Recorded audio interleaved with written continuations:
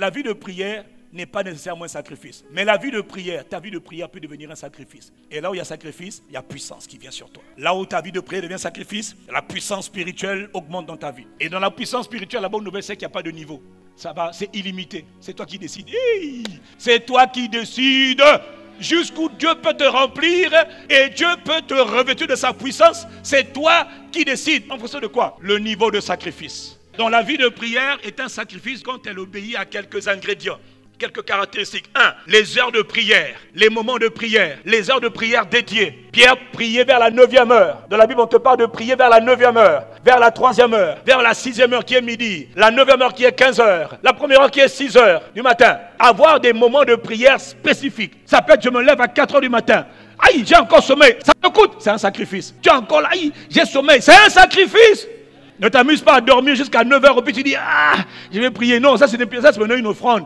Je parle d'avoir des moments de prière, des rendez-vous de prière et de manière continuelle. Le maître mot c'est continuel, consistante, régulier. On prie à des heures précises.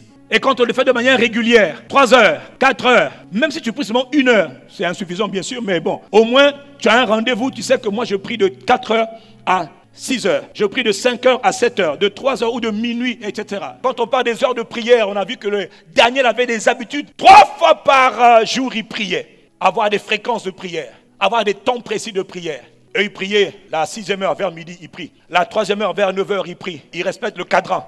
Parce que dans le cadran, minuit, 6 heures, 9 heures, 15 heures, chaque cadran en vérité dans le monde spirituel, c'est une porte spirituelle. Les portes sont ouvertes. C'est un mystère. Oui, c'est un mystère. Il y a des choses qui se passent quand on prie à certaines heures. Et si on le fait de manière régulière, il y a des choses qui vont se passer. 3 mois successifs, en train d'avoir les mêmes habitudes. 6 mois d'affilée, mêmes habitudes. C'est là que les habitudes s'établissent. Mais ne me dis pas que ça fait 1 mois que je suis en train de prier. À 3 heures du matin, j'ai triomphé. Non, non, c'est pas vrai. Attends encore 6 mois. Il faut que ça soit tellement ancré en toi. Daniel, c'était ancré en lui. C'était 3 fois par jour.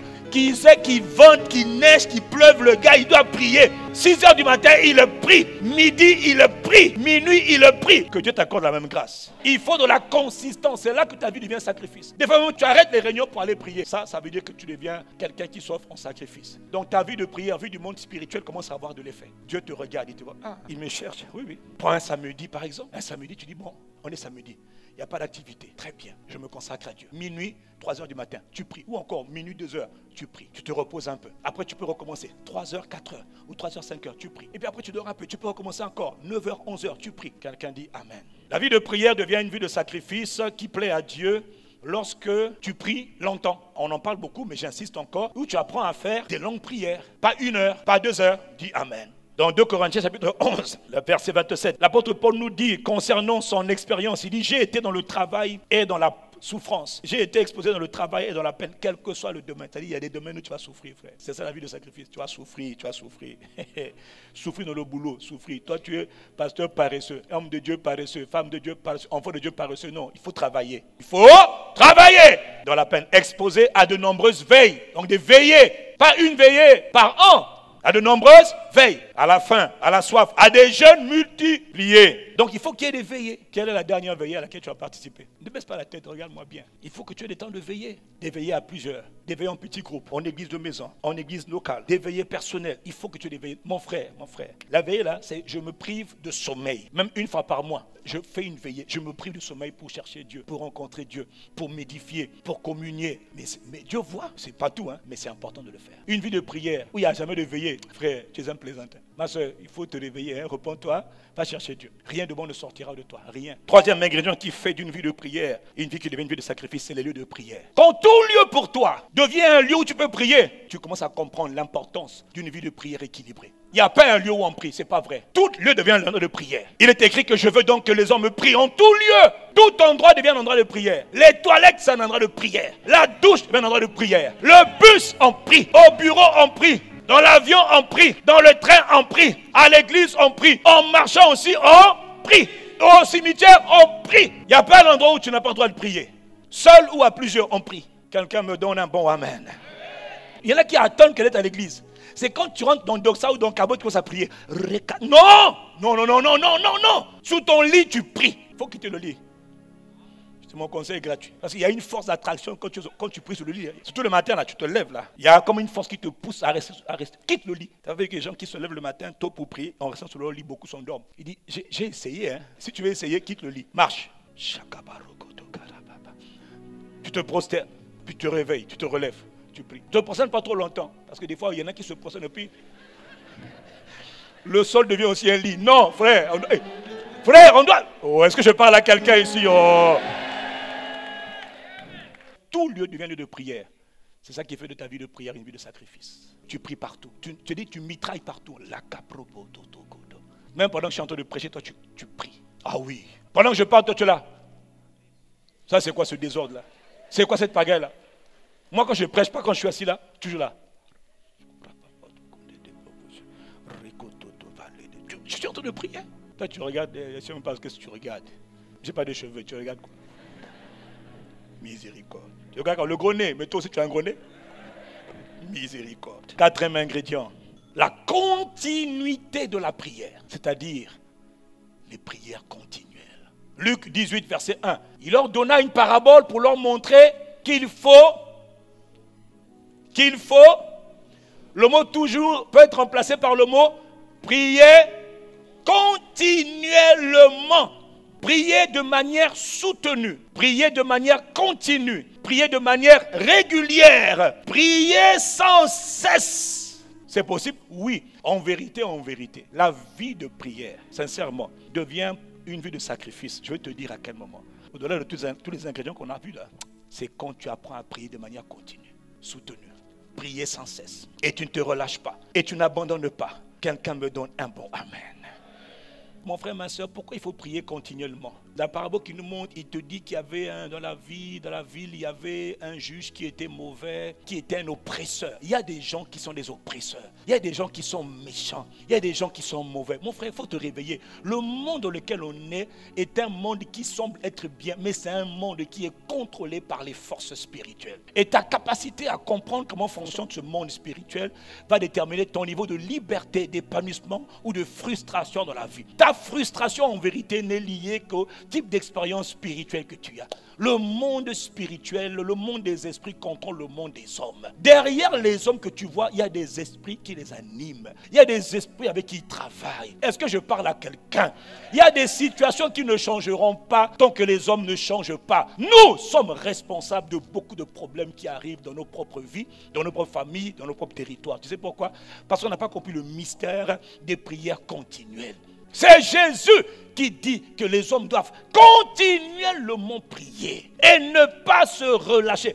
Mais comment Jésus, tu peux dire une chose pareille? Lui, il connaît les cieux et la terre. C'est lui qui a créé le monde. Il vous donne un mystère. Frère, tant que tu n'as pas compris, ma soeur, le mystère des prières continuelles, tu vas toujours avoir des victoires partielles. Il y a des niveaux d'oppression que tu ne peux pas briser en 2 jours de prière, en 3 jours de prière, en 4 heures de prière, mais juste par la persévérance, par la continuité, par la répétition des temps de prière. Est-ce que je suis en train de parler à quelqu'un? Toi, tu crois que Pierre est fou quand Pierre dit que nous allons nous consacrer continuellement à la prière et à la parole? Pourquoi? Pierre, est-ce que tu as besoin de le faire? Pierre, tout si tu exagères. Pierre comprend le monde spirituel. Il est le disciple de Jésus-Christ. Il a fréquenté Jésus-Christ. Il a vécu Jésus-Christ en live. Et il a vu comment Jésus lui-même était un homme qui priait continuellement. La journée, Jésus évangélisait continuellement. Et le soir, Jésus se retirait dans le désert pour prier continuellement. La prière était sa respiration. Même choisir des gens, il prie toute une nuit. Waouh! Là où toi tu as prié une demi-heure, lui il a prié toute une nuit pour choisir ses disciples. Il priait longue prière, mais il les faisait de manière continue. Si quelqu'un me suit, dis-moi ton amen. Mon frère, il y a beaucoup de problèmes qui arrivent dans le monde, dans les familles, dans les vies des hommes comme toi, individus. Frère, il y a des problèmes qui datent dans ta famille, pas depuis 5 ans. Génération après génération, il y a des problèmes qui sont là. Tes parents n'ont fait qu'hériter des problèmes et toi-même tu as hérité les problèmes que tes parents avaient. Les problèmes, les oppressions, les malédictions, les jugements, les oppressions sataniques, elles coulent génération après génération. Comme a dit le prophète Jérémie dans Lamentation 5, verset 7. Nos pères, nos ancêtres ont péché. Nos ancêtres On ne le connaît même pas. Je ne connais pas mon corps jusqu'à la 4e, 5e, je ne le connais pas. Ça fait peut-être 200 ans. Est-ce que même je connais le nom de mon grand-père, ma grand-mère, il y a 200 ans, je ne le connais pas. Il dit, mais nos pères ont péché. Maintenant, c'est nous qui portons les conséquences, la souffrance de leur propre faute. Nous sommes innocents, mais nous sommes coupables. Et nos enfants, eux aussi seront coupables alors qu'ils n'ont rien fait. Frère, ce n'est pas une affaire de ils n'ont rien fait. C'est quelqu'un a fait à un moment donné. Quelqu'un a fait rentrer des alliances avec des entités démoniaques. Et ces entités-là, comme elles sont rentrées, t'inquiète pas, hein, je vous ai dit, hein, c'est pas en disant, oh, je renonce au nom de Jésus, je vais te servir.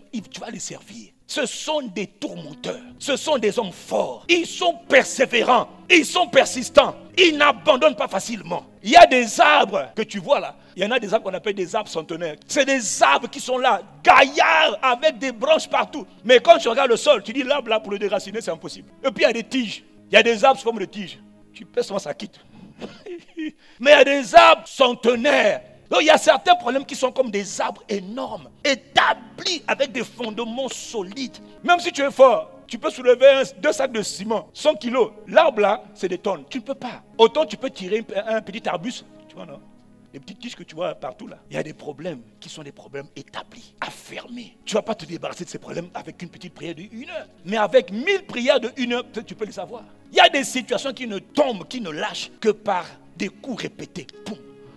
Et Jésus lui dit, nuit et jour, ça c'est continu. Dieu ne fera-t-il pas justice à ses élus qui crient à lui jour et nuit et jour. Donc il y a une dimension de vie de prière qu'on appelle vie de prière de sacrifice. Lorsque je m'engage à chercher Dieu, si ce n'est pas moi, alors je crée une chaîne de prière où on apprend à prier régulièrement jusqu'à ce que ce qui doit être changé soit changé. Il vous donne le secret. Le secret pour sortir de certaines situations, ce n'est pas j'ai prié, non. C'est j'ai prié jour et nuit. Et comme je ne peux pas le faire seul, parce qu'un doigt ne peut pas tout porter, je m'unis à quelques frères et on partage le même challenge. Et on élève nos prières jour et nuit pour que la situation change. Il y a des familles qui ne changeront pas tant qu'on n'engage pas le mystère des langues prières. Ce sont des familles qui sont établies sous les ténèbres. Des sacrifices, c'est terrible. Est-ce que je parle à quelqu'un? Toi, tu penses que les gens qui souffrent là, ils font exprès de souffrir. Tu penses que les gens qui sont en train de mourir bêtement là, ils meurent parce qu'ils font exprès. Les gens qui sont dans la misère, dans la pauvreté là, tu crois qu'ils font exprès. Ah, tu crois qu'ils font exprès. Et tu crois que tu peux faire mieux qu'eux. Jacques 5, verset 13, il est écrit. Quelqu'un est-il dans la souffrance? Qu'est-ce qu'il doit faire? Ah, il faut qu'il prie. Pourquoi il dit que quand tu es dans la souffrance, tu pries? Parce que la souffrance, souvent, elle est liée à quelque chose de spirituel. On se comporte comme des gens charnels. Tout le monde se plaint. Ouais, ça va pas. Ouais, les gars, ça chauffe. Si on te met à la place pour gérer les problèmes, est-ce que tu sais que tu n'es pas probablement échoué comme les autres? Qu'est-ce que tu crois? Le monde est spirituel. Il y a des entités qui sont là, avec des sacrificateurs maléfiques de génération en génération qui s'assurent que le pays soit maudit, que les pays ne s'en sortent pas, que tout le monde échoue dans ces pays, dans ces villes, dans ces tribus, dans ces villages. Il y a un monde ténébreux, hostile. Est-ce que je parle à quelqu'un? Il y a des villes ensorcelées, il y a des pays envoûtés, il y a des églises aussi envoûtées. On peut bien commencer et mal finir. Qu'est-ce que vous croyez? Dieu ne nous appelle pas à critiquer. Nous, on est au Congo. Le pays passe par un temps difficile. Tout le monde se plaint. Oui, mais les plaintes ne changent rien. Les plaintes n'ont jamais corrigé un problème. Jamais. La prière permet aux hommes de changer les choses. Pas les plaintes. Oui, on va se plaindre. D'accord, mais après on fait quoi? Depuis 500 ans, les gens se plaignent. Ça ne change rien. Les noirs se plaignent des blancs. Les blancs disent, oh, on les a eus. Les jaunes, mais arrêtez ça. Il y a une arme par laquelle on peut changer le destin des territoires. C'est l'arme de la prière. Associée aux jeunes, on va en parler. Quelqu'un était dans la souffrance, qu'il prie. C'est-à-dire qu'il engage la prière. Pourquoi? Sortir de la souffrance. Qui t'a dit que la souffrance est quelque chose de naturel? Elle est spirituelle. La souffrance, elle est spirituelle. C'est-à-dire qu'il y a des entités qui viennent accabler les peuples, accabler les populations, faire souffrir les gens, les rendre malades, les rendre misérables. Mais c'est réel, c'est des entités spirituelles. Toi, tu ne vois pas ça. Toi, tu vois seulement que, ouais, non, on souffre trop, on en a marre. Ok, si on te met à la place, tu vas faire quoi? On a vu des gens bien venir, puis mal finir. On a vu des gens bien disposés venir, puis mal finir. La dernière fois, je vous ai parlé de ce chef d'État qui était chrétien dans un pays d'Amérique centrale. Les populations en avaient marre, ils ont tout fait pour faire mettre au pouvoir un chef d'État qui aimait Dieu, qui était zélé pour Dieu. C'était un réformateur. Et il engageait des puissantes réformes. Et un jour, et les réformes ne plaisent pas à tout le monde. Qu'est-ce que tu crois? Qui t'a dit qu'un réformateur est apprécié? Et non, son lieu de réforme, trafiquant de drogue. Et il est en train de mettre à mal tout le système maléfique qui était là avant lui. Et un jour, une femme qui est une intercesseuse, qui priait pour lui. Elle va en vision pendant qu'elle est en train de prier. Un combat dans le ciel du pays. Des ordres, des multitudes d'armées, d'esprits maléfiques qui étaient en train de combattre les anges de Dieu. Et puis elle voyait, elle constate dans la vision. Il y a une guerre de chaque côté. Et puis elle voit que les anges étaient en train d'être vaincus par les démons qui étaient beaucoup plus nombreux. Elle dit mais qu'est-ce qui se passe? Mais comment des anges peuvent être vaincus comme ça? Et puis au final, les anges ont plié, les démons ont gagné. Le même soir, le chef d'État a été renversé, il est mort. Un chef d'État soi-disant chrétien. Oui, il était chrétien, zélé pour Dieu. Et puis il crie à Dieu, mais qu'est-ce que c'est? Mais pourquoi? Le Seigneur lui dit, je n'ai pas trouvé assez d'intercesseurs pour prier pour mon serviteur. Ah, on a eu un chef d'État, ça veut rien dire. Il est mort, pas assez d'intercesseurs. Ils ont eu ce qu'ils voulaient, mais ils n'ont pas pu garder ce qu'ils avaient eu par manque de prière. Les hommes doivent toujours prier et ne pas se relâcher. Mais nous, quand on a le sentiment de victoire, on se relâche. On a eu, non, on n'a pas eu. La prière peut permettre de changer tout territoire, toute situation. Le peuple qui souffre, c'est un peuple qui doit prier. Jusqu'à quand? Qui sort de la souffrance. Mais tout le monde se plaint. Oh non, j'en ai marre. Je quitte le pays. Il faut quitter. Nous, on reste là. On est les commandos du ciel pour prier. Ceux qui partent parce que j'en ai marre, j'en ai marre, j'en ai marre. J'ai trop souffert, frère. Les esprits de ton village là, qui te faisaient souffrir, quand tu es dans l'avion, ils sont avec toi. Tu arrives à San Francisco. Je suis en Amérique, I speak English. Ils vont te presser à San Francisco. La nuit, tu vas voir Coco Bernard venir. Ah, vous blaguez. Je repars au Congo. Et quand tu repars au Congo, ils te tuent. Il faut prier. Oh, celui qui m'entend me donne un bon amen. Le monde spirituel est un monde complexe. Voilà pourquoi Paul a dit, j'exhorte avant toute chose à ce qu'on fasse des prières pour tous les hommes. Qu'on fasse des prières, des requêtes, des actions de grâce, des supplications. Pourquoi Paul tu dis ça? Pourquoi? Mais Paul connaît le ciel. Paul connaît le monde des esprits. Il dit faites monter à Dieu des supplications, des requêtes, des prières. 1 Timothée 2, verset 1. Il dit faites-le. Priez pour tous les hommes. En particulier pour ceux qui gouvernent. Et ceux qui sont élevés en dignité. Pourquoi tu crois que Paul a dit ça? Toi, tu ne comprends même pas ça. Nous, on est là en train de dire, oh, mais on doit prier pourquoi encore? Ah, ils exagèrent. Mais il faut prier. Tu n'es pas à leur place. Prie. Il dit prier pourquoi? Afin que nous menions une vie paisible, une vie tranquille. Il faut prier. Parce que vous n'avez aucune idée de ce qui se passe quand quelqu'un est promu, quand quelqu'un est levé, quand quelqu'un est positionné à un poste de responsabilité. Il y a des démons spéciaux qui sont envoyés spécialement pour ce genre de personnes. Quand ils sont en bas, personne ne s'intéresse à eux. C'est d'autres démons. Dès que tu es seulement chef de service, il est passé chef. Bataillon, infanterie, vous qui tuez ceux qui se lèvent là, attaquez-les. Et si le gars, dans son cœur, il n'a pas vaincu le sentiment d'orgueil. Et comme on est tous orgueilleux, donc en vérité, on est tous exposés. 2, l'amour des femmes. Alors là. 3, l'amour de l'argent. Hey, s'il n'a pas vaincu ça dans son cœur, oh, il va être nommé. Il va vouloir faire le bien. Et puis au bout de quelques semaines, quelques mois, on l'a eu. Il va oublier même pourquoi il était là. Et là, tu vas dire, oh, il a été corrompu. Il est corrompu. On va te mettre à sa place. Toi, on va voir ce que tu vas devenir. Parler pour rien. C'est facile de critiquer quand on n'a jamais été en certaines positions. C'est facile de jeter les pierres. Maintenant, quand on te met là-bas, toi-même, gentil que tu es là. Alléluia. On va voir. Mais je n'ai vu, je vois. Oh là, laissez. Je parle un peu, je connais un peu. Restez. Moi, je préfère appliquer la parole. Et dit prier ceux qui sont élevés en dignité, afin que nous puissions vivre une vie tranquille. Donc si notre vie n'est pas tranquille, c'est parce qu'on ne prie pas. Qui est responsable? Nous. Nous sommes responsables. Il fallait prier au lieu de critiquer. On n'a pas prié. Et il n'a pas dit de prier, il a dit de prier sans cesse. Prier continuellement. Tu veux mener une vie tranquille? Prie. Sinon ta vie va être un naufrage, un tourment. Tu vas voir. Tu cherches même courant aussi est parti. Tu cherches eau. Eau est pas là depuis une semaine. Pourquoi on souffre? Prie, frère. Il faut engager la prière. Si tu souffres, il faut prier. Tu souffres, tu pries. Ah oui, mais c'est trop facile, hein? Mais c'est une réponse spirituelle pour des hommes spirituels. Les hommes charnels ne comprennent pas ça. Ils vont dire non, lui il dit ça parce que mon frère, parce que je pratique la parole. Quelqu'un dit amen. Il y a des situations qui arrivent dans les églises qui ne sont pas la volonté de Dieu. Priez pour vos pasteurs. Mais on est dans un monde en guerre. L'ennemi cible toujours ceux qui sont élevés. Comme ça, quand il frappe le berger, le troupeau est détruit. Et le troupeau, ils disent, oh, on aime notre pasteur. Tu l'aimes, le pasteur, prie pour lui. Et comment prier? Prie en langue. Tu dis, Père, je veux prier pour ton serviteur. Je veux prier pour ta servante. Je veux prier pour tous les responsables. Parce que je sais que si les responsables sont touchés, on va souffrir. Prions. Tu peux faire quoi? Un pays en paix ou un pays en guerre? Dans notre pays, on a déjà connu la guerre. Qui a envie de vivre la guerre? Personne. Alors on prie pour eux. Pourquoi? Pour qu'on vive en paix. Pour qu'on vive une vie tranquille, on prie. Mais personne ne veut prier. Alors sur les réseaux sociaux là, et toi-même tu es dedans. Alors que le ciel a besoin de tes prières. L'église a connu des problèmes. L'église connaît toujours des problèmes. Il y a des gens qui meurent de manière prématurée. Il y a une activité maléfique forte contre les églises. Grande église, grand problème. Petite église, petit problème. Je répète, grande église, grand ministère, grand appel, multitude de problèmes. Petit ministère, petit appel, oh, petit problème. Il y a un problème, mais c'est petit. Donc les grandes églises sont plus attaquées subtilement, plus exposé, c'est normal. Et tout le monde est là. Oh pasteur, je dois vous voir. Pasteur, je dois vous voir. Pasteur, je dois vous voir. On prie pour vous, hein. Vous ne priez pas. On ne vous voit pas devant le trône. Le trône ne vous connaît même pas. Acte 5, verset 12. Pierre était en prison. On devait tuer Pierre. Et la Bible dit que l'église ne cessait de prier continuellement. Ne cessait, ça veut dire, ils le faisaient de manière. Ils ont fait une chaîne de prière. Pendant combien de jours, on ne sait pas. Mais on sait que pendant leur chaîne de prière, là, les gens étaient là. Ils priaient. Ils priaient pour que Dieu intervienne. Parce qu'ils avaient négligé de prier pour Pierre. Et Pierre a failli mourir à cause de leur manque de prière. Pierre a failli mourir à cause de leur manque de prière. Déjà, Jacques est mort. Pierre aussi a failli tuer. Le manque de prière est terrible. Est-ce que je suis en train de parler à quelqu'un? Frère, la vie de prière devient une vie de sacrifice. Et c'est ça qui relâche la puissance spirituelle. Lorsque tu apprends à établir un système de prière continue. Soit toi et des frères et sœurs. Lorsqu'une église apprend à établir un système de prière continue, permanemment, régulier, nuit et jour, on prie. Nuit et jour, on prie. Honnêtement, aujourd'hui, notre pays, le Congo, a besoin de nos prières. Nos familles, nos villes ont besoin de nos prières. Oh, nos églises ont besoin de nos prières. Je vais vous dire une chose. J'ai compris une chose dans la vie. Il faut la guerre spirituelle. Il faut beaucoup de prières. Pour qu'une âme soit sauvée, c'est beaucoup de prières. Beaucoup de prières. Pour que toi et moi, on ait été sauvés, c'est beaucoup de prières. Mais ça ne s'arrête pas là. Pour que maintenant, toi, tu sois affermi dans la foi, c'est beaucoup de prières. Voilà pourquoi les gens comme les Épaphras avaient été suscités par Dieu. Les intercesseurs qui priaient. Le Seigneur me parlait, puis il me disait, il ne faut pas prier pour avoir une grande église. J'ai dit, aïe, ça c'est bon ça.